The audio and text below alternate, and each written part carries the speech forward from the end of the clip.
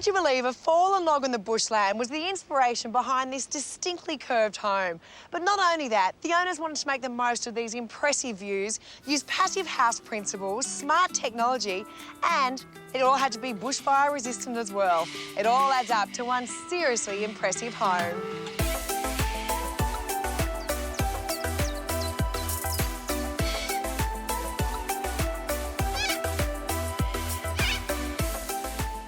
So tell me how the concept came about. It started from the first site visit, Jo, where we came out here, had a look at the vacant site, lots of beautiful trees, and there was a charred log lying here on the ground. And that inspired the design and the concept of the black log.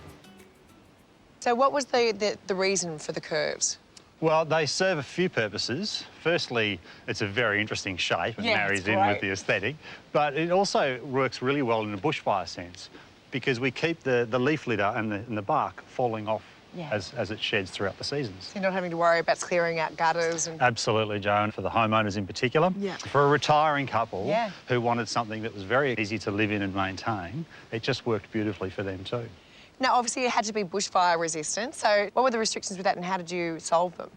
So it's a bushfire rating of 29. Wow. Which is about mid-level in the bushfire scheme.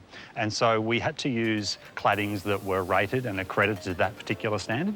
So the corrugated iron is a really cost-effective way to do that. It allows us to minimise any gaps and cracks and, of course, incredibly durable and long-lasting and easy to work with. Being a sheet material, it goes up very quickly. Brilliant. Let's go have a closer look. Great.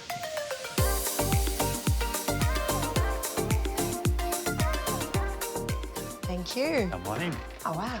Gosh, I don't even know which way to look. I mean, you've got the door on this side and this amazing artwork on that side. First of all, let's talk about this door. This is huge. It is a big, solid lump of oak. It's got 3 seals on it, Jo, and it has to be airtight. Airtight, wow. Gosh, and it still moves so easily. I mean, that's heavy. That's not... And then the artwork. I mean, there's a lot to look at. Yes, correct. And the owner here is very passionate about her art. And this is a china set that she actually had handed down through generations and decided she was never actually going to use it. So she would smash it up into pieces and recraft it. Oh, that is absolutely beautiful. Isn't it clever? So tell me what the owners asked you for. So they came to us wanting a modest house. 3 bedrooms, a small study, places where they could enjoy their own pursuits. It had to be as sustainable as possible and as energy efficient as possible. So we decided to pursue the passive house standard, which is a German building standard, and it's developed and got a real groundswell here now because of the superior comfort and quiet that the homes deliver. So tell me what actually makes that be like that. So a passive house has a lot of key principles, and they're really all about super insulating the house, removing any chance of the heat in the home leaking out, or in some places, the cold leaking out. Okay. So does that explain some of the small profiles of some of the windows? Absolutely. So minimising how big those holes are and minimising your area of glass is a really important approach to keeping a home energy efficient and thermally comfortable. And what about the orientation of the actual home itself? Obviously, getting the sun in is important, but shading that summer sun and keeping that out is a really key strategy. So how did you do that here? Because there's not massive eaves or anything like that. No, and so that's part of the trick with the belly and the walls of the house arching out. They're creating tiny little eaves over each window. So it is all about building physics. I want you to show me the home. OK, let's go have a look. OK. I love the generous space of the hallway as well. That's good size. Wow, it's like this whole little wing down here. The master retreat, Jo. This is where the best views are captured, really.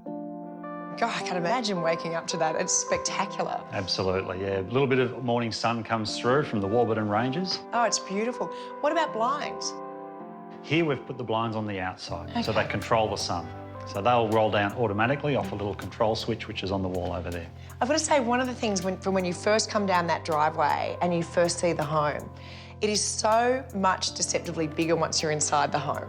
Absolutely, The height of the ceiling helps accentuate that, I think. It's not an overly long house. It's about 20 metres long. I guess it feels bigger than that. It really does. It's about a 200 square metre dwelling.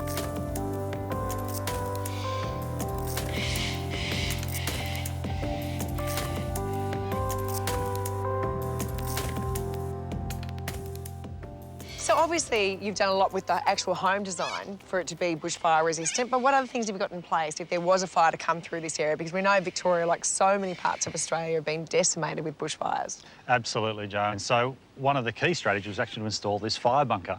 A bunker? A bunker. So this is a place to hide and retreat to, completely airtight and fireproof. So people can hide in here should a fire come through, and it's good for a good couple of hours. Seriously, you thought of everything.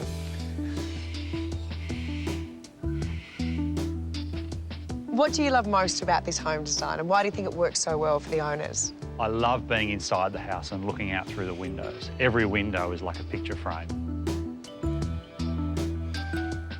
Oh, it's magic.